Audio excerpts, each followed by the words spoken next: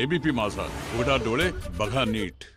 नमस्कार, मी नम्रता वागळे. माझा विशेषमध्ये आपल्या सगळ्यांचं स्वागत. शिवसेना नेते संजय राऊत यांच्या पत्नी वर्षा राऊत यांना ईडीची नोटीस आली आणि पुन्हा एकदा शिवसेना आणि भाजपमध्ये जोरदार आरोप प्रत्यारोपांना सुरुवात झाली.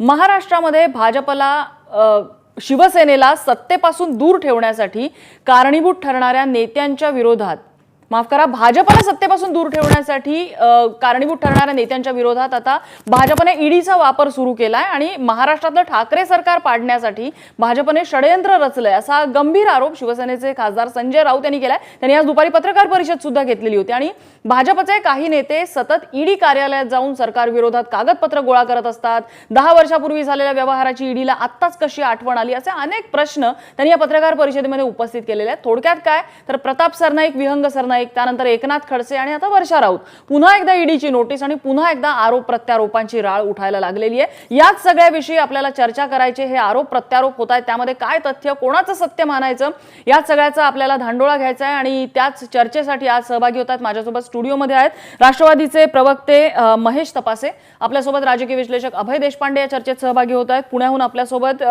सामाजिक कार्यकर्ते आणि राजकीय विश्लेषक विश्वंभर चौधरी सुद्धा असतील. आपल्यासोबत शिवसेनेच्या नेत्या नीलम गोऱ्हे आहेत आणि भाजपचे मुख्य प्रवक्ते केशव उपाध्ये सुद्धा या चर्चेमध्ये सहभागी होत आहेत. मी सुरुवातीला जाईन नीलम गोऱ्हे यांच्याकडे. नीलमताई, आज संजय राऊतांनी पत्रकार परिषद घेतलेली आहे आणि सगळे त्यांनी आरोप जे आतापर्यंत होत होते त्याला एक प्रकारे उत्तर देण्याचा त्यांनी प्रयत्न केलेला आहे आणि त्याच वेळेला त्यांनी भाजपवर सुद्धा गंभीर आरोप केलेली आहेत. शिवसेनेची यापुढची रणनीती नेमकी काय असेल? मुळामध्ये पक्षाची रणनीती म्हटलं तर यावरती प्रताप सरनाईकांना आलेली असेल किंवा कोणाला आलेली असेल, तुमच्या सगळ्यांच्या लक्षात आहे की ज्यावेळेला देवेंद्रजी फडणवीस मुख्यमंत्री होते आणि त्यावेळेला आम्ही सत्तेमध्ये बरोबर होतो, त्यावेळेला सुद्धा माननीय शरदराव पवार यांना ईडीची नोटीस आली होती आणि त्यावेळेला त्यांनी जाण्याची भूमिका घेतली. तरी माननीय उद्धवजी ठाकरे यांनी सांगितलं होतं की अशा प्रकारने अगदी या सगळ्या चौकशांचं हेच टायमिंग का होतं, हा एक पहिला प्रश्न त्यावेळेलाही निवडणुकीच्या आधीच होतं. आता सरळ स्पष्ट दिसतं आहे की काही चुकीच्या गोष्टी झाल्या आहेत म्हणून ईडीची नोटीस आली असं समजा काही लोकांनी दावा केलेला आहे. भाजपच्या नेत्यांचं असं म्हणणं आहे. परंतु एकही नोटीसला येणारा ज्याला दिली जाते तो माणूस कोणीही भाजप असणाऱ्या अगदी व्यवस्थित आहे, ईडीच्या रडारवर नाही. आणि बाकीचं ज्या क्षणी हे सगळे योगायोग कसे म्हणता येतील, म्हणजे अन्वय नाईकच्या आत्महत्येची चौकशी करा म्हटल्यानंतर काही महिन्यात प्रताप सरनाईकांना नोटीस येते. त्याच्यानंतर 10 वर्षापूर्वीचे जुने जे व्यवहार आहेत त्याच्यावरती आता ईडी संजय राऊत यांना नोटीस पाठवतं. आणि म्हणून एक असं वाटतं की वाटणं म्हणण्यापेक्षा ते पुढच्या काळात सिद्धच होणार आहे सगळं जे आहे ते. पण एक सरळ हा एक राजकीय दबाव आणण्याचा प्रकार दिसतो आहे.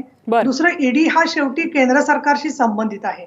कुठली चौकशी सरकारची असेल, राज्य सरकारची असेल किंवा केंद्र सरकारची असेल, त्या चौकशीला उत्तर देणं हे ज्याला नोटीस येते त्याला ते उत्तर देणं क्रमप्राप्त असतं.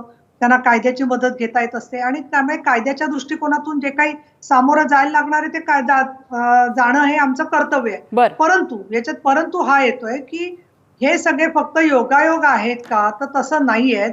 दुसरा, मला अगदी एक महत्वाचा प्रश्न इथे मांडायचा आहे की कालपासून येत आहे वाहिन्यांवरून सगळ्या की ईडीची नोटीस संजय राऊतांना, ही माहिती स्वतः संजय राऊतांनी दिली आहे का ही माहिती आपल्याला ईडी कडून मिळाली, कशा पद्धतीने ईडी कडून येणारे नोटीस याच्याबद्दलच्या बातम्या वाहिन्यांना दिल्या जातात, त्या कोणाकडून दिल्या जात आहेत, हा तुम्ही विचार करण्याचा सुद्धा विषय. आणि म्हणून मला असं वाटतं की आता उदाहरणार्थ सांगायचं झालं तर भाजपचे एक नेते किरीट सोमय्या पंजाब बँकेच्या संदर्भात पीएनबी बँक घोटाळ्याचा विषय आहे असं बोलत होते.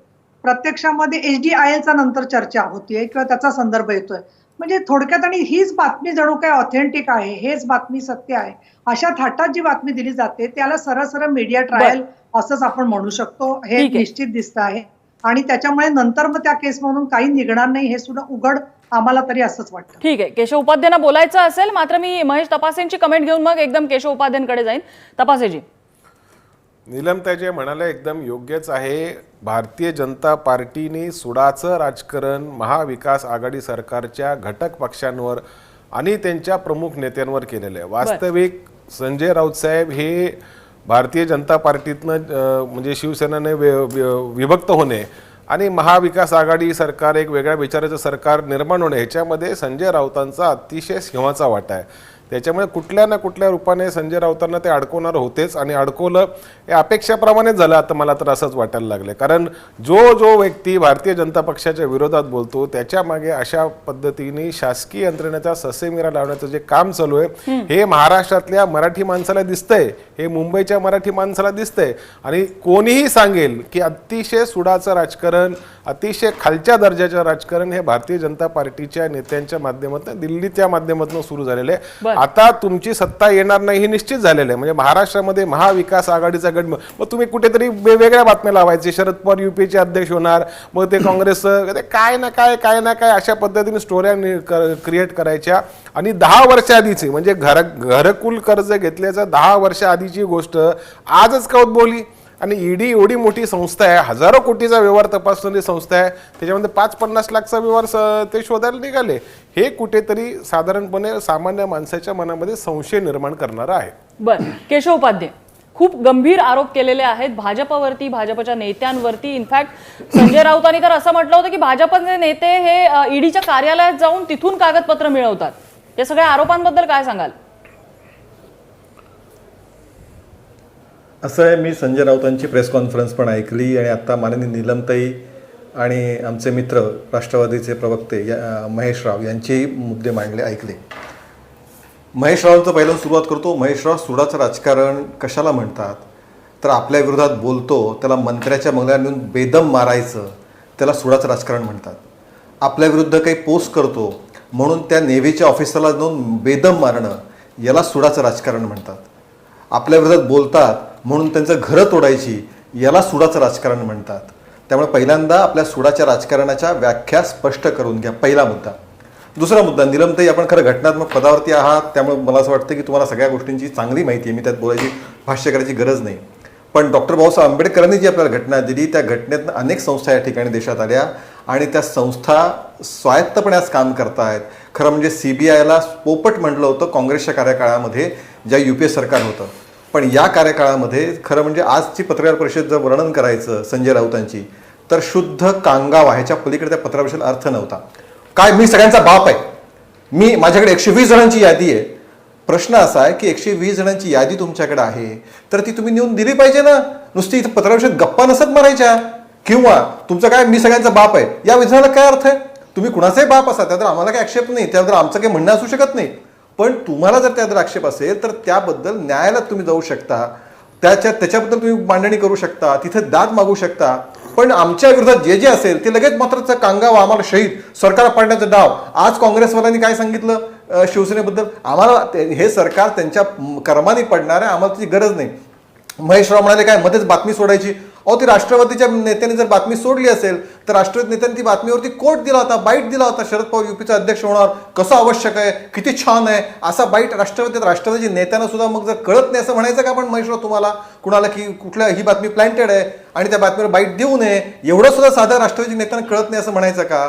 त्यामुळे काही अंगाशी आलं की ते केंद्राचं, चांगलं झालं की आपलं, अशी दुटप्पी ढोंगी भूमिका ही सातत्याने राज्यातल्या सरकारकडून घेतली जाते. मला सांगा, मराठी माणसाचं एक मिनिट नम्रता, मराठी माणसाचं फार नाव घेतलं गेलं. मला सांगा, जर प्रताप सरनाईकांच्या ज्या 2 विंग अशा त्याला OC पण नाही गेल्या अनेक वर्षाचं म्हटलं जातं, आजपर्यंत त्याला OC मिळालं नाही, ती माणसं मराठी नाहीत का त्या बिल्डिंगमध्ये राहणारी.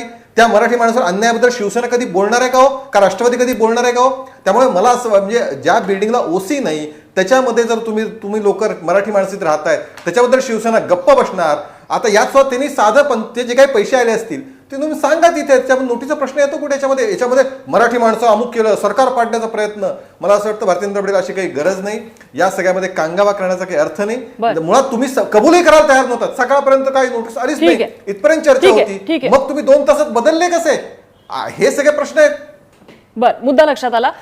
महेश तपासेंची एक क्विक कमेंट घेऊन मी अभय देशपांडे आणि विश्वंभर चौधरींकडे जाईन. तपासे. केशवजी, पवार साहेबांच्या UPA चेअरपर्सनच्या संदर्भामध्ये आम्ही पक्षाने व्यवस्थित आणि मीच तो खुलासा केला की असा कुठलाही प्रस्ताव नाही. ती दिल्लीच्या माध्यमातून कशी बातमी प्लांट झाली हे तुम्हाला चांगलं माहिती आहे, दिल्लीच्या आणि महाराष्ट्रातल्या सगळ्या मीडियावाल्यांना माहिती आहे. त्याच्यामुळे तुम्ही त्याच्यावर अजिबात भाष्य करू नका.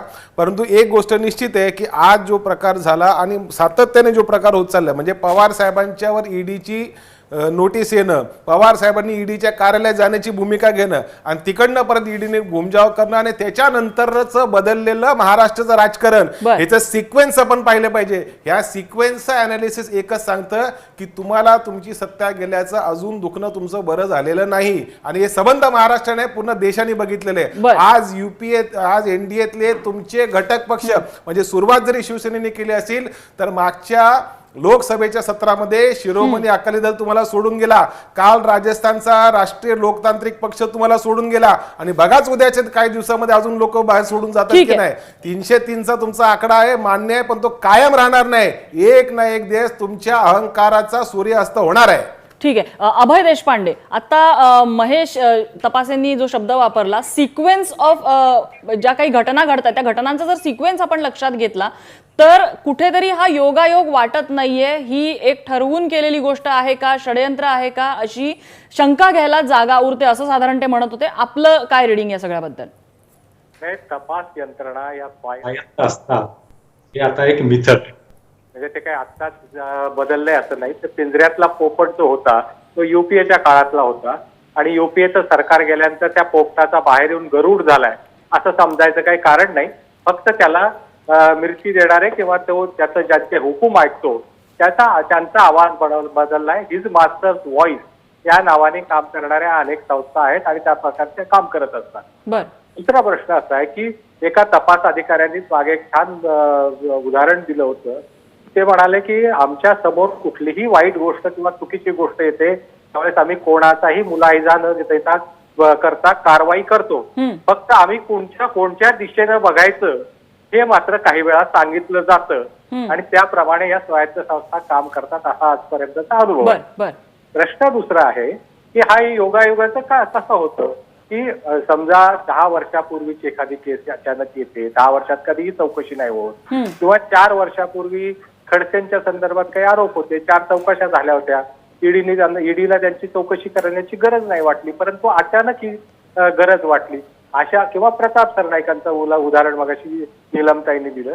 अशी उदाहरणं जेव्हा वारंवार समोर यायला लागतात या संस्था एकाक्ष म्हणून काम करतात का अशी शंका येणं स्वाभाविक आहे.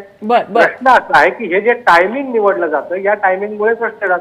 म्हणजे हे काय आज घडते असं म्हणणार नाही, मी आरोप करणार नाही तो, परंतु म्हणजे मायावतींचं विश्वंभर चौधरींना विचारा, मायावतींचं ताज कॉरिडॉरचं प्रकरण सरकार त्या सत्तेच्या कोणत्या बाजूला आहेत त्याप्रमाणे तपासाची गती वाढायची आणि कमी व्हायची ही उदाहरणं पाहिलेली आहेत. पण जितक्या सरसकटपणे हे सगळे प्रकार होत आहेत त्यावरून राजकीय हस्तक्षेप वाढलाय हे मला वाटतं की अधोरेखित होत आणि ते मान्य करावं लागेल. बरं, केशव उपाध्यायांना काही बोलायचंय मात्र माझी ब्रेकची वेळ झालेली आहे.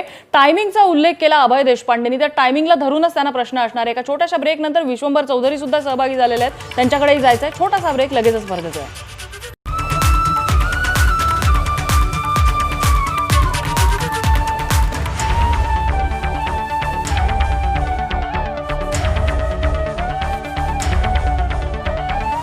ब्रेक नंतर माझा विशेषमध्ये आपल्या सगळ्यांचं पुन्हा एकदा स्वागत. पुन्हा एकदा नवी ईडीची नोटीस, पुन्हा एकदा आरोप प्रत्यारोपांची राळ. या सगळ्याचा अर्थ काय काढायचा, कोण खरं आहे कोण खोटं आहे याचा अर्थ आपण लावण्याचा प्रयत्न करतोय. आपल्यासोबत केशव उपाध्याय आहेत. ब्रेकपूर्वी अभय देशपांडेंनी जो मुद्दा मांडलेला होता त्याविषयी त्यांना काही स्पष्टीकरण द्यायचं. केशव उपाध्याय.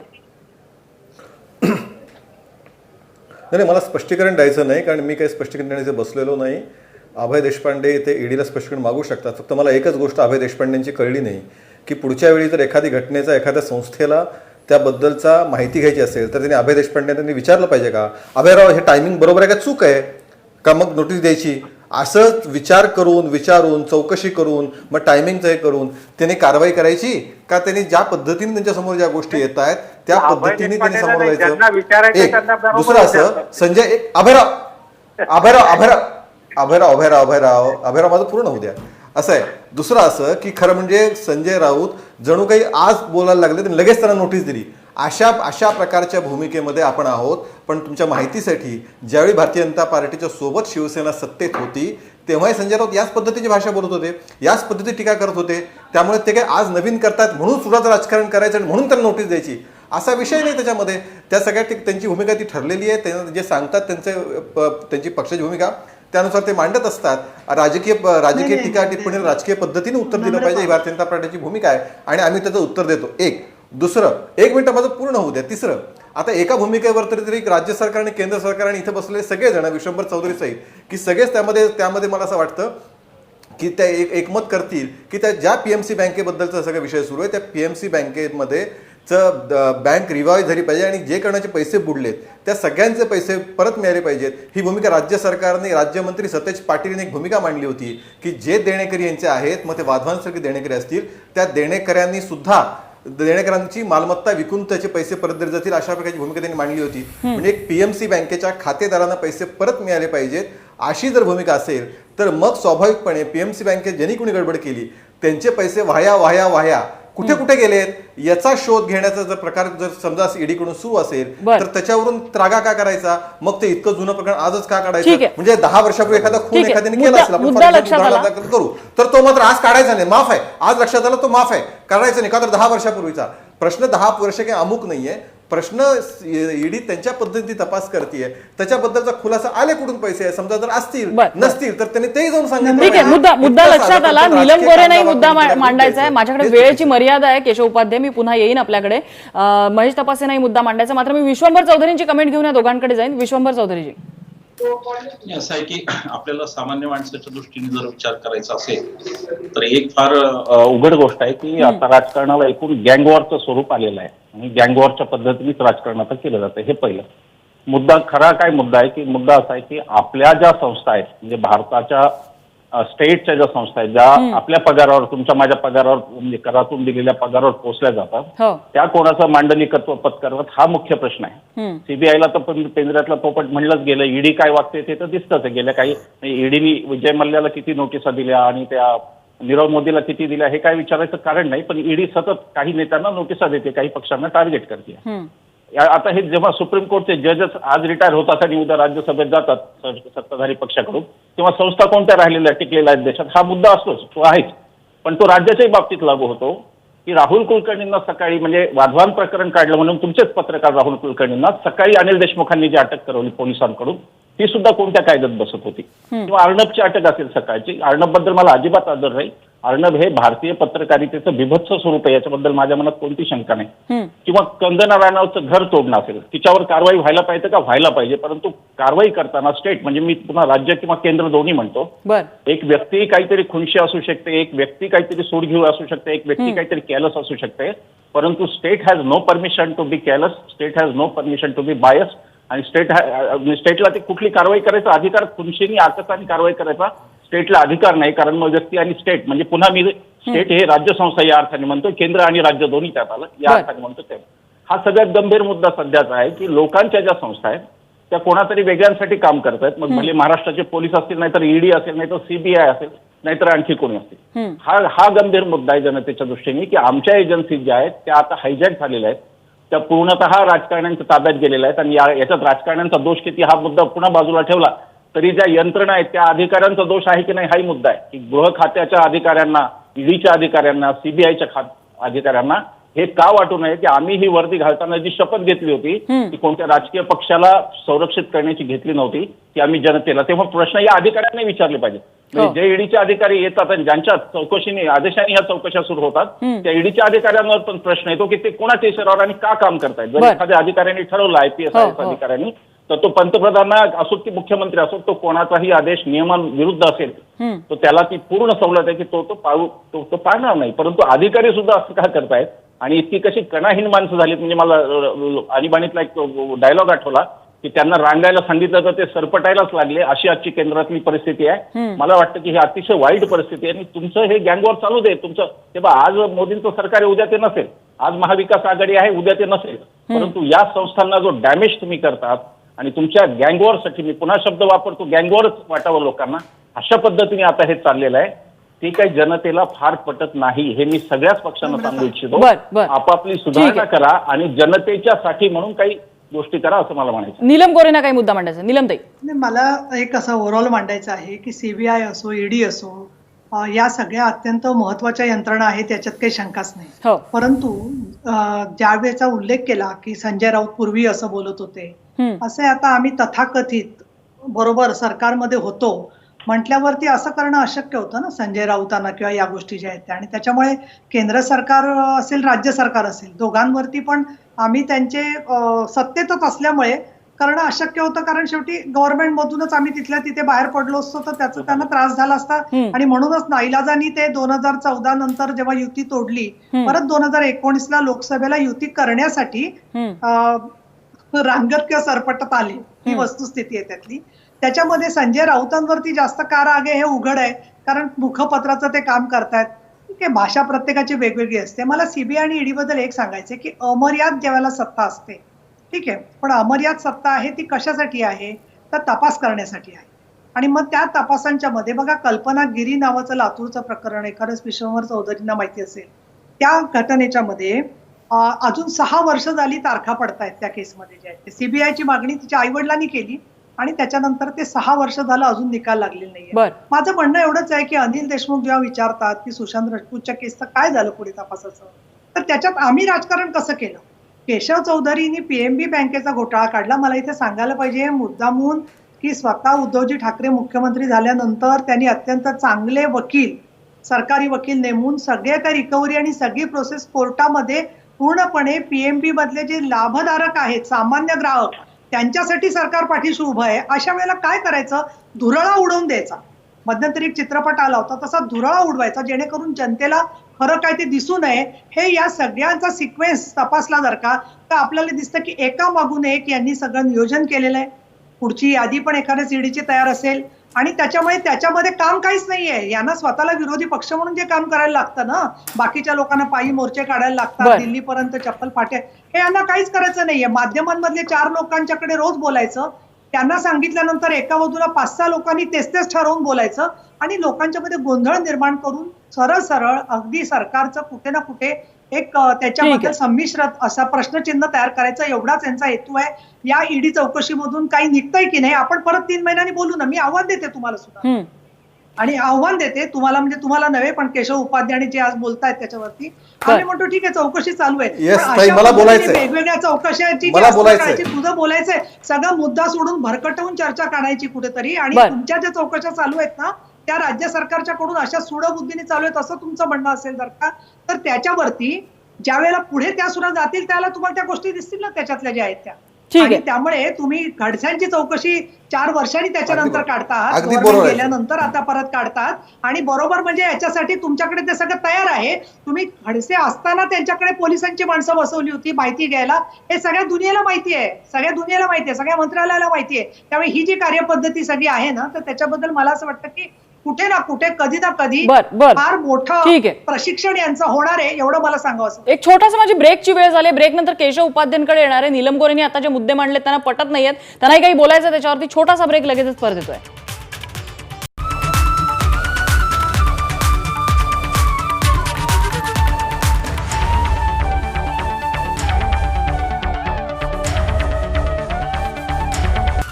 ब्रेक नंतर आपल्या सगळ्यांचं पुन्हा एकदा स्वागत. ईडीची नोटीस येते आणि त्याच्यावरनं आरोप प्रत्यारोप आणि राजकारण रंगायला सुरुवात होते. ब्रेकपूर्वी नीलम गोरेंनी काही मुद्दे मांडलेले होते आणि त्यावर आता केशव उपाध्याय उत्तर देतात. केशव उपाध्याय. मला नीलमताईंनी आता बोलताना मला म्हणले मी आव्हान देते. ताई तुम्ही मला आव्हान दिलं तरी मी तुम्हाला आवाहन करतो, कारण माझी भाषा ती आहे. असं आहे की मुळामध्ये हेच तर तुम्हाला असं सांगणं आहे की काही आहे की नाही हे मला काही देणे घेणंच नाहीये. नसेल तर उत्तम आहे, आनंद आहे, स्वागत आहे ना. पण त्याच्यावरनं आज इतकं वैफल्यग्रस्त व्हायचं, इतकं निराश व्हायचं, इतकं कांगावा करायचा, हेच तर आमचं म्हणणं आहे. आपलं नाणं खणखणीत आहे. असं असताना मग आजच्या प्रेस कॉन्फरन्समध्ये जी भाषा होती ती वैफल्याची भाषा होती, कांगाव्याची भाषा होती, ती कशासाठी करायची. आणि म्हणून माझं आवाहन आहे की जे व्हायचं ते होऊन जाऊ दे, त्यात समोर येईल तुमचं नाहीये तर नाहीये. एक त्यातलं. दुसरं मला काय म्हणायला ताई की चांगले वकील आम्ही दिलेत.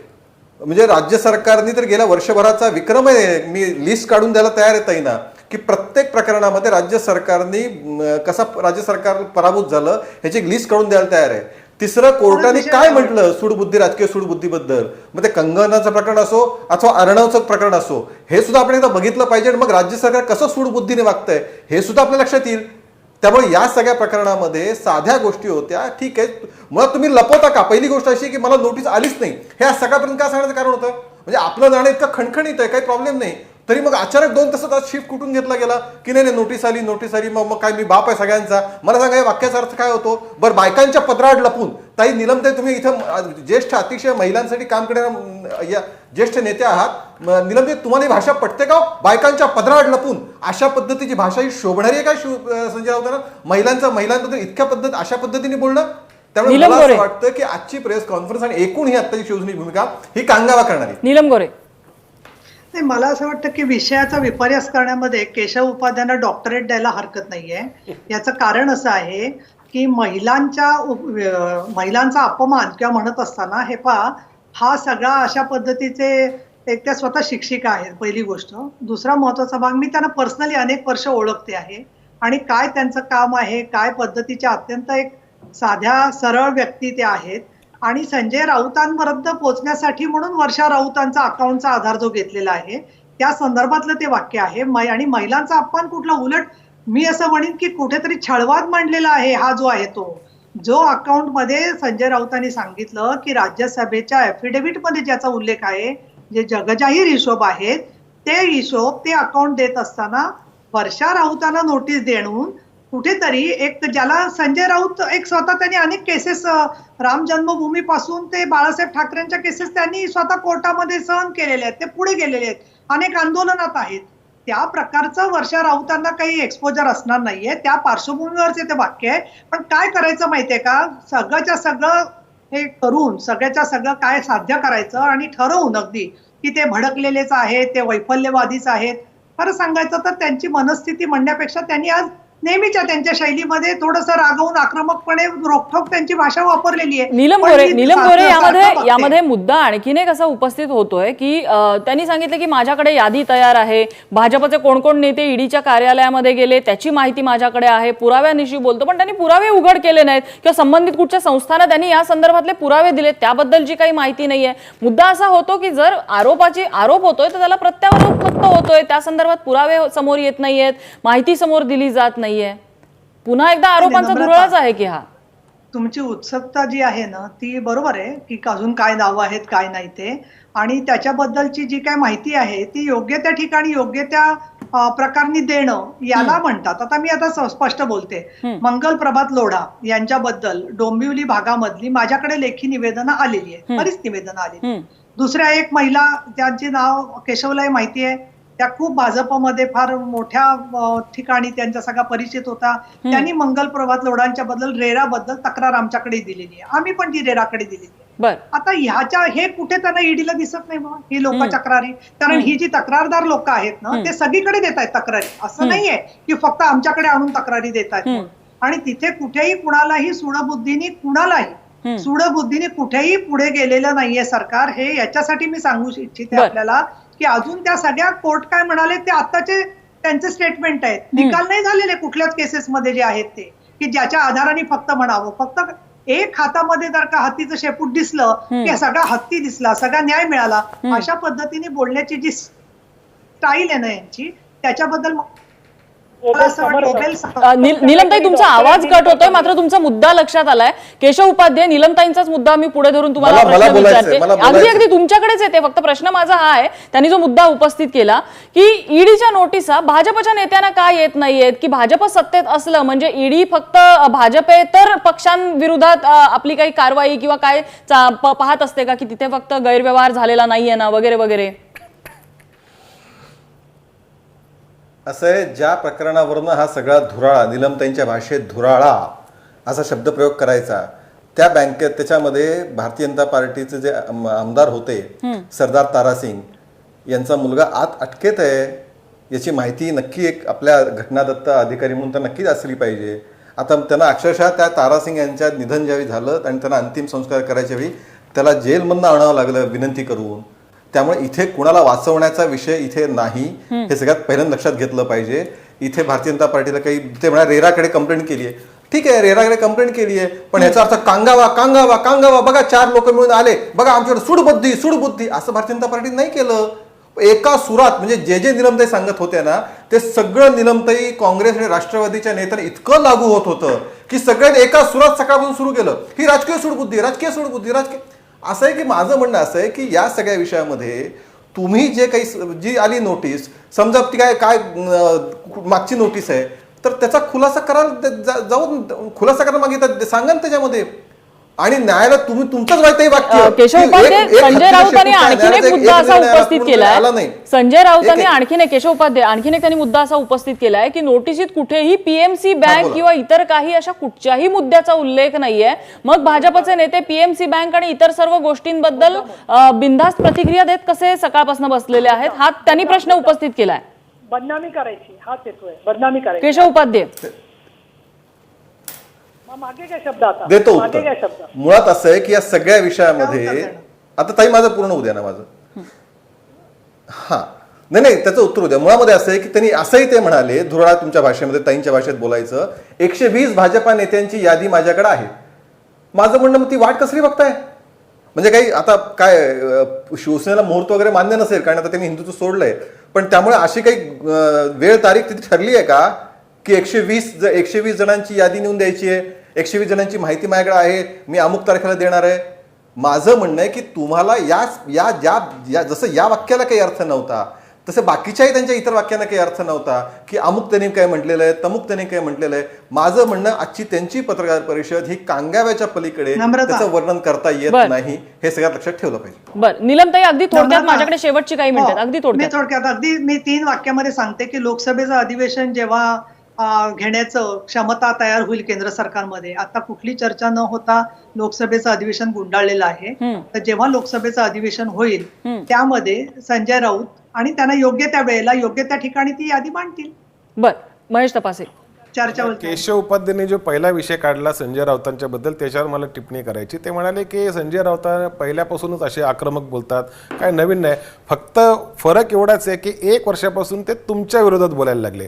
आज जे प्रकरणाचा विषय चालू ते 10 वर्षा आधीच आहे. त्यावेळेला तुमची सत्ता, ऐकून घ्या केशवजी, त्यावेळेला तुमची सत्ता नव्हती, त्यावेळेला ऐकून घ्या, त्यावेळेला आमच्या विरोधामध्ये बोलत असताना 10 वर्षा आधीचं प्रकरण जर आपण आज गृहीत धरलं तर त्यावेळेला युपीएचं सरकार होतं, युपीएने सुडाचं राजकारण केलं नाही. 10 वर्षाआधी एनडीए सरकारमध्ये नव्हती, मोदी साहेब प्रधानमंत्री नव्हते. आणि माझा एक प्रश्न तुम्हाला आहे, 1 महिन्याआधी तुमचे आमदार निलेश राणे यांना माहिती कसं पडलं? आमदार निलेश राणेंना माहिती कसं पडलं? नितेश राणेंना माहिती कसं पडलं की असं होणार आहे? 1 महिन्याआधी आमदार नितेश राणेंना कसं माहिती पडलं की ह्या ईडीची नोटीस येणार आहे, त्याच्यामध्ये पीएमसी बँकेचा उल्लेख होणार आहे? हा विषय आला कसा? हा विषय आला कसा? 1 महिन्याआधी तुमच्या एका आमदाराला कळालं कसं, हे सांगा. माझी वेळ संपत आलेली आहे. मला शेवटच्या 2 कमेंट्स घ्यायच्यात. मी अभय देशपांडेंकडे जाईन आणि शेवटची कमेंट मी विश्वंभर चौधरींची घेईन. अभय देशपांडे, थोडक्यात हे सगळं पाहता आता याची दिशा काय असू शकते, असा काही अंदाज मानता येईल आपल्याला? नम्रता, 2 युक्तिवाद नेहमी केले जातात. एक म्हणजे तुम्हाला विचारून कारवाई करायची का, आणि नेत्यांविरुद्ध काही कारवाईच करायची नाही का? प्रश्न तो नाहीच आहे केशवराव. मला विचारायची गरज नाही. जी लोक लॉयल टू शेअर आहेत ते तुम्हालाही विचारत नाही, मलाही विचारत नाही. जे सत्तेत असेल त्याला विचारतात आणि त्याच्या म्हणण्याप्रमाणे वागतात. त्याच्यामुळे आज तुमचं ऐकून चिदंबरमवर कारवाई होईल, उद्या सत्ता बदलली तर उलट होईल, तो प्रश्न नाही. प्रश्न असा आहे की चुकीचं घडलं तर कारवाई झाली पाहिजे. फक्त एकच आहे की सिलेक्टिव्ह कारवाई कशासाठी? म्हणजे एखादी व्यक्ती एकाकडे कुणाकडे ड्रग पार्टी झाली म्हणून चौकशी होते आणि एक व्यक्ती जाहीर मुलाखतीत सांगते की मी ड्रग घेत होते, पण त्यांना चौकशीसाठी समन्स पाठवायची गरज तपास यंत्रणांना वाटत नाही. ज्या व्यक्ती तुम्हाला 1 महिन्यापूर्वी स्वच्छ वाटत होत्या, आपल्या आदरणीय आणि श्रद्धेय वाटत होत्या, त्यांना अचानक त्यांच्यावर कारवाई सुरू होते. हे जे सिलेक्टिव्ह असतं त्या सिलेक्टिव्हच्या संदर्भातला हा उल्लेख आहे. दुसरं असं आहे की चौकशीला सामोरं जावंच लागेल. शरद पवार स्वतः ईडीच्या कार्यालयात न बोलावता जायला तयार होते. चौकशीला तर सामोरं जावंच लागेल, सत्य ते बाहेर येईलच. परंतु एका डोळ्याने बघणं हे कितपत बरोबर आहे एवढं कळलं पाहिजे. बरं, Vishwambhar Chaudhari, wind up comment. नाही, मला पुन्हा तोच कन्सर्न आहे माझा की सामान्य माणसांच्या संस्था अशा प्रकारे का वापरल्या जाव्यात, हा माझा कन्सर्न आहे त्याचा. कारण आजची राऊतांची पत्रकार परिषदेतले मुद्दे अगदी काही किंवा राजकीय लढाई ही राजकीय व्हावी वगैरे योग्य होते, परंतु त्यांची भाषा काही खूप चांगली नव्हती असं मलाही वाटलं. आणि मला हेही म्हणजे राऊतांची काही भाषा कधीच, म्हणजे राऊत हे चांगलं बोलण्यासाठी काही प्रसिद्धच नाहीत फारसे. ते राष्ट्रवादीचे एकनिष्ठ शिवसैनिक आहेत, परंतु त्यांनी काय ते बोलावं. परंतु जर त्यांच्याकडे खरोखर ही यादी असेल खासदार म्हणून तर त्यांनी ती लगेच उघड केली पाहिजे. हे काय चाललंय नम्रता आजकाल की यांनी त्यांना दम द्यायचा जाहीर, त्यांनी यांना दम द्यायचा की आमच्याकडे तुमचे पुरावे, तुमच्याकडे आमचे पुरावे असले तर दोघांनी पुरावे लोकांसमोर मांडले पाहिजेत ना. राऊत खासदार आहेत, कोणी आणखी भाजपाचे लोकही अशा डरकाळ्या फोडतात की आमच्याकडे यांचे पुरावे, मग तुम्ही मांडा ना. मग तुम्ही थांबलाय कशासाठी? तुम्हाला काही पॉलिटिकल सेटलमेंट अपेक्षित आहे का शिवसेनेकडून की ते करण्यासाठी तुम्ही त्याचा वापर करताय? हे एकदा या खुलासा झाला पाहिजे. तेव्हा हे जे काही चाललंय की केवळ राजकारणासाठी, सत्तेच्या राजकारणासाठी जो वापर चाललेला आहे हा वेगवेगळ्या आयुधांचा, तो निश्चितच निषेधार्ह आहे. मी राऊतांची अजिबात बाजू घेत नाहीये. ते काय असेल ते होईल, त्याच्यातून काय व्हायचं ते सिद्ध होईल. चुकीचं असेल तर राऊतांवर कारवाई व्हावी, मला त्याच्याबद्दल काही एक म्हणायचं नाहीये. परंतु यंत्रणांचा वापर याचा मात्र लोक विचार करतायत गांभीर्याने, हे मला सगळ्याच राजकीय पक्षांना सांगायचं. यंत्रणांचा वापर हा खूप महत्त्वाचा मुद्दा आहे की प्रत्येक वेळेला अशी काहीतरी नोटीस येते, कोणावर तरी कारवाई केली जाते आणि त्यानंतर आरोप प्रत्यारोपांचा धुरळा उडतो. सर्वसामान्य माणूस ज्यांच्या खिशातून या संस्थेमध्ये काम करणारे कर्मचारी ज्यांचे पगार होत असतात, ही संस्था चालण्यासाठी जी काही रक्कम लागते ती या सर्वसामान्यांच्या खिशातून जाणाऱ्या करातनं येत असते. ते सर्वसामान्य ज्या वेळेला या कारवाई अंती काय काळं आणि काय गोरं हे सत्यासत्यता पडताळण्यासाठी जेव्हा पाहायला लागतात त्यावेळेला त्यांना दिसतो फक्त धुरळा, तो असतो आरोपांचा धुरळा. त्यामुळे अशा नोटिशी येत राहतील, कदाचित अशा या कारवाया सुद्धा होत राहतील. अंती काय पाहायला मिळेल तर ते केवळ राजकारण, कारण यंत्रणांचा वापर केला जातोय का, हा जेव्हा प्रश्न आम्ही सर्वसामान्यांना विचारला आमच्या एबीपी माझाच्या पोलमध्ये, त्यावेळेला 58% लोक म्हणतायत की हो, राजकीय फायद्यासाठी हा वापर होतो. 42% लोकांनी नाही असं उत्तर दिलेलं आहे. अर्थात जनता सुज्ञ आहे, त्यामुळे त्यांनी आपलं यामधनं कन्क्लुजन काढलेलं आहे. मात्र या सगळ्यांनी चर्चेसाठी वेळ दिला, चर्चेसाठी सगळ्यांचे आभार. माझा विशेषमध्ये इथंच थांबतोय. ताज्या बातम्यांसाठी पाहत रहा एबीपी माझा.